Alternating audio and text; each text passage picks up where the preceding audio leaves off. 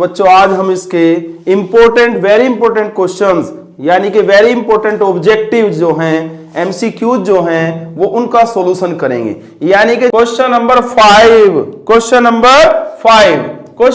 5 देखिए, यहां ध्यान से देखिए और कोशिश कीजिए खुद बताने की, क्योंकि आप इस चैप्टर को पूरा बेहतर तरीके से पढ़ चुके हैं। यदि आप कॉन्सेप्ट पहले पढ़ चुके हैं तो आंसर आपको देना चाहिए। क्वेश्चन को देखते हैं, ये फिल इन द ब्लैंक है, यानी कि यहां आपका खाली जगह छूटा हुआ है। क्या छूटा हुआ है? खाली जगह। तो इसके बाद है is a crystalline basic repetitive structural unit, यानी कि ये कहना चाह रहा है कि क्रिस्टलाइन यानी कि कोई क्रिस्टल ये ठोस है, उसकी बेसिक रिपीटेटिव स्ट्रक्चरल यूनिट को हम क्या बोलते हैं? उसे हम क्रिस्टल लेटिस बोलते हैं, यूनिट सेल बोलते हैं, फ्रैंकिल डिफेक्ट बोलते हैं, शॉर्टकी डिफेक्ट बोलते हैं, क्या बोलते हैं? अरे भाई पढ़ के आए हो, बताइए। ऑप्शन देखिए, नंबर 1, नंबर 2, नंबर 3, नंबर 4। देखिए कोशिश कीजिए। नंबर 4 पहला है मोनोमर, सेकंड इज आपका क्या है?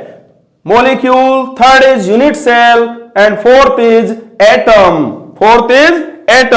तो इसमें देखिए ध्यान से, हमारे पास क्या होने वाला है? हमारे पास होने वाला है इसका यूनिट सेल। क्या होने वाला है? यूनिट सेल, क्योंकि ये रिपीटेटिव होती है भाई, तभी तो जब जाके एक यूनिट सेल की फॉर्मेशन होती है। एक जो हमारी प्रिमिटिव यूनिट सेल है, एफसीसी यूनिट सेल है, उनकी फॉर्मेशन होती है कब? जब बेसिक रिपीटेटिव स्ट्रक्चरल यूनिट आपस में जुड़ जाती हैं तो किसकी फॉर्मेशन होती है? यूनिट सेल की। और यूनिट सेल का मतलब क्या होता है बच्चों? इकाई सेल। क्या होता है? इकाई सेल होता है। ठीक है, चलिए अब आगे चलते हैं, क्वेश्चन नंबर 6 की तरफ चलते हैं। क्वेश्चन नंबर 6 क्या है? What is the total number of Bravais lattice in the structure? बहुत इंपॉर्टेंट क्वेश्चन है, इस पर स्टार लगा लीजिए इस पे। ये क्वेश्चन इंपॉर्टेंट है, बहुत ज्यादा आता है कंपटीशन में।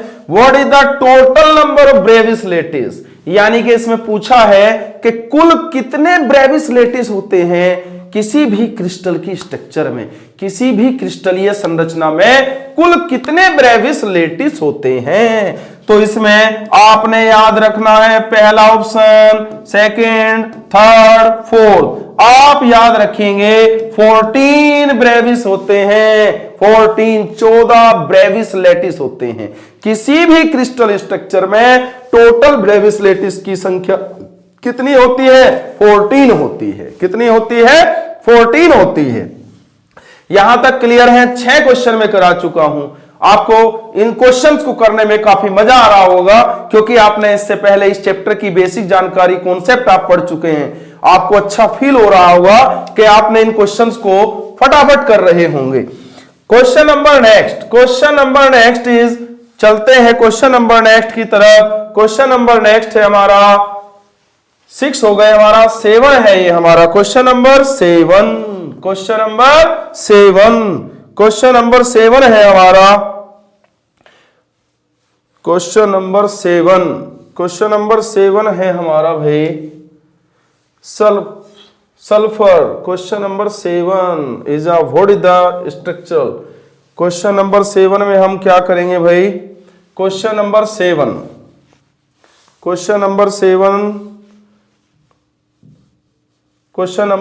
है सल्फर एग्जिट्स इन 2 पॉलीमॉर्फिक फॉर्म्स। सल्फर जो होता है हमारा, सल्फर सब जानते हैं, सल्फर एक टाइप का एलोट्रोप्स होता है बच्चों। क्या होता है? एलोट्रोप्स होता है, यानी कि अपर रूपी सबस्टांस है sulphur. Black sulphur, white sulphur, आपने पढ़ा होगा रेड सल्फर। तो सल्फर एग्जिट्स यानी कि सल्फर प्रदर्शित करता है इन 2 पॉलीमॉर्फिक फॉर्म, यानी कि 2 प्रकार की पॉलीमॉर्फिक फॉर्म प्रदर्शित करता है। पहली एक तो पॉलीमॉर्फिक फॉर्म एंड कौन सी है वो? पहली है रोम्बिक एंड मोनोक्लिनिक। भाई राइट आंसर तो देखिए यही है, आप कोशिश करिए वैसे, हालांकि मैं बता चुका हूं। तो A is the right answer. Rhombic and monoclinic type की स्ट्रक्चर शो करता है, पॉलीमॉर्फिक फॉर्म रिप्रेजेंट करता है कौन? सल्फर। अगले इसे भी पढ़ लेते हैं ऑप्शन। रोम्बिक एंड ट्राइक्लिनिक नहीं करता है, हेक्सागोनल एंड ट्राइक्लिनिक नहीं करता है, हेक्सागोनल एंड मोनोक्लिनिक नहीं करता है। बस आपने केवल इतना ध्यान रखना है कि रोम्बिक एंड मोनोक्लिनिक टाइप की पॉलीमॉर्फिक फॉर्म सल्फर हमारा रिप्रेजेंट करता है। क्लियर है इतनी बात? चलिए क्वेश्चन नंबर नेक्स्ट की तरफ चलते हैं बच्चों। क्वेश्चन नंबर नेक्स्ट 8 क्वेश्चन, ध्यान से पढ़ना, बड़ा क्वेश्चन है ये, थोड़ा ध्यान से रीड करेंगे, ध्यान से समझना कि व्हेन एक्स रेज, क्वेश्चन जरूर बड़ा है लेकिन आंसर बहुत छोटा है। देखिए व्हेन एक्स-रेज तो सब जानते होंगे, जैसे मान लीजिए हड्डी टूट जाती है तो एक्सरे कराते हैं, डॉक्टर बोल देते हैं कि पहले एक्सरे करा लीजिए, यानी कि आप कहीं गिर जाएं तो क्या होता है, पता लगता है कि आपको पेन हो रहा है, तो डॉक्टर के पास जाते हैं, डॉक्टर क्या बोलते हैं कि एक्सरे करा लीजिए, तो एक्सरेज हैं ये।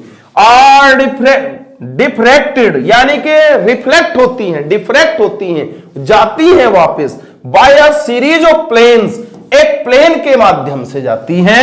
The resultant intensity is sometimes zero, intense क्या होती है, समटाइम्स जीरो है, और उसकी रिजल्टेंट इंटेंसिटी उस टाइम क्या है, जीरो है।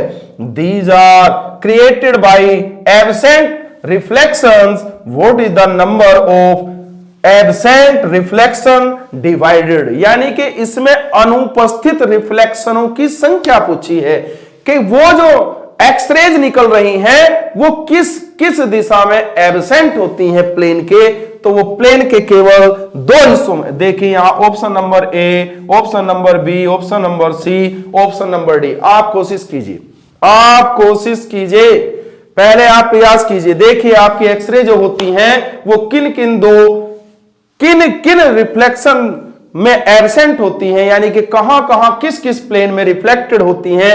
ऑप्शन नंबर 1 2 10 50 100, तो option number 1 is the right answer. वो 2 ही दिशाओं में रिफ्लेक्टेड नहीं होती हैं, ऐसे और ऐसे, बाकी एवरी पॉसिबल डायरेक्शन में उसका रिफ्लेक्शन होता है। क्लियर है इतनी बात? क्वेश्चन नंबर 8 तक किसी को कोई दिक्कत? चलिए यहां तक समझ आ रहा है सबको।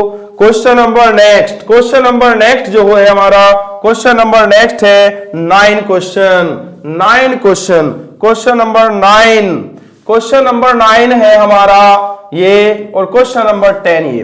क्वेश्चन नंबर 9 हमारे पास है, रीड करिए आप, देखिए क्वेश्चन नंबर 9 को क्या लिखा है, विच ऑफ द फॉलोइंग, यानी कि इनमें से कौन, claims about crystal lattice diffraction patterns is correct, यानी कि क्रिस्टल लैटिस के डिफ्रैक्शन का कौन सा पैटर्न आपका करेक्ट है, कौन सा पैटर्न आपका सही है, वो ये पूछना चाह रहे हैं आपके, कौन सा पैटर्न आपका सही है। देखिए आप ऑप्शन नंबर ए को पढ़िए, option number A, option number B, option number C, option number D.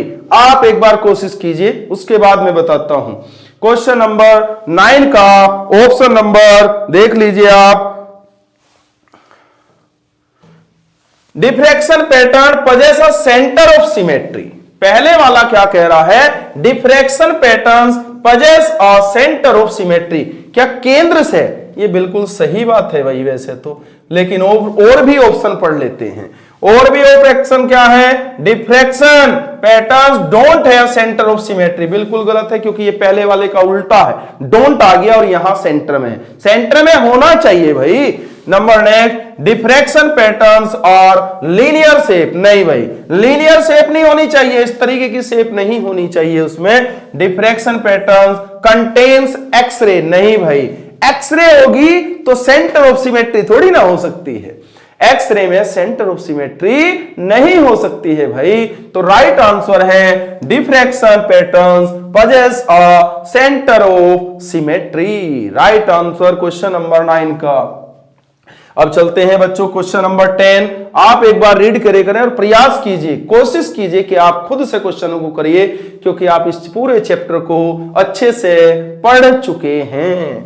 Question number 10 है हमारे पास, which of the following statements about amorphous solid is incorrect, यानी कि अमोर्फस सॉलिड के विषय में हमारा कौन सा स्टेटमेंट बिल्कुल गलत है। गलत पूछा है, सही नहीं पूछा, ध्यान से क्वेश्चन को रीड कर लेना। उसने कहा कि विच ऑफ द फॉलोइंग स्टेटमेंट, यानी कि कौन सा कथन अबाउट अमोर्फस सॉलिड, यानी कि क्रिस्टलीय ठोस के विषय में इनकरेक्ट, गलत है, गलत है, यानी कि गलत है। Option number A B C D.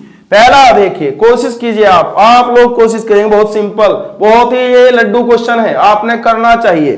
पहला है they melt over a range of temperature. They melt यानी कि उनके पास पिघलने की, गलने की एक रेंज होती है, टेम्परेचर की होती है क्या? They are anisotropic, they are anisotropic, there is no order arrangement of particles, no order arrangement of particles, they are rigid and incompressible. आप कोशिश कीजिए इसमें, क्वेश्चन नंबर 10 को करिए। क्वेश्चन नंबर 10, क्वेश्चन नंबर 10 में हमारे पास, इसमें हमारे पास क्या होने वाला? They melt over a range of temperature, ये तो होती है भाई, होती है ना, उनके पास एक रेंज होती है। दे आर एन आइसोट्रोपिक, अरे भैया ये क्रिस्टलाइन सॉलिड की प्रॉपर्टी है। किसकी? क्रिस्टलाइन सॉलिड की प्रॉपर्टी है, तो दे आर एन आइसोट्रोपिक, ये बिल्कुल गलत है, इनकरेक्ट है इसके विषय में। ठीक है, तो राइट आंसर हमारा कौन सा हो जाएगा? बी हो जाएगा। क्वेश्चन नंबर 10 तक हमारे हो चुके, बहुत अच्छे क्वेश्चन हैं, इनकी प्रिपरेशन आप कर लीजिए, तो किसी भी कंपटीशन में आप आराम से केमिस्ट्री के सॉलिड स्टेट का पूरा खाका इस पूरे 50 क्वेश्चन में है आपका, यानी कि इन 50 क्वेश्चंस में आपका फर्स्ट चैप्टर ओवर हो जाता है।